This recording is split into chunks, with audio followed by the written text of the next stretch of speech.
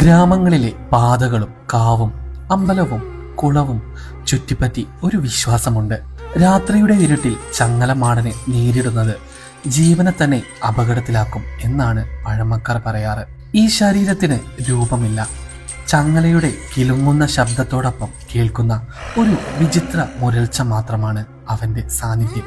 മഞ്ചേരിക്ക് സമീപം എന്റെ സുഹൃത്തിനുണ്ടായ അനുഭവമാണിത്. എന്റെ 3 സുഹൃത്തുക്കൾ ഒരു വെള്ളിയാഴ്ച രാത്രിയിൽ പതിവ് പോലെ പാടവരമ്പിലൂടെ നടന്ന് വീട്ടിലേക്ക് മടങ്ങുകയായിരുന്നു. ആ വഴിയാണ് അവർ ബാല്യകാലം മുഴുവൻ കളിച്ചു വളർന്നത്. പക്ഷെ അന്ന് അതൊരു അസാധാരണമായ രാത്രിയായിരുന്നു. അതിനു പിന്നാലെ പെട്ടെന്ന് ദൂരെ നിന്നൊരു കുലുങ്ങുന്ന മുരൾച്ച കേട്ടു. അതിനു പിന്നാലെ ചങ്ങലയിടിക്കുന്ന പോലെ ഒരു ശബ്ദവും. ഫൈസൽ കൈവശം കരുതിയിരുന്ന സ്പീക്കറിൽ നിന്ന് വരുന്ന പാട്ടിന്റെ ശബ്ദം അല്പം ഉയർത്തിയെങ്കിലും അതോടൊപ്പം ആ അപരിചിത ശബ്ദവും കൂടി വന്നു.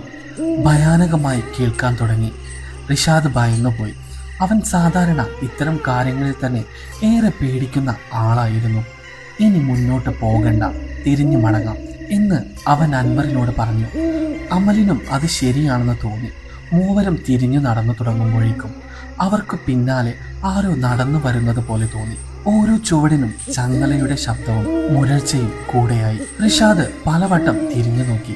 പക്ഷേ ആ സമയം ശബ്ദം പിന്നിൽ നിന്നായിരുന്നില്ല, അവർക്ക് നേരെ മുന്നിൽ നിന്നായിരുന്നു. പാതി വഴിയിൽ മൂവരും നിശ്ചലമായി നിന്നു.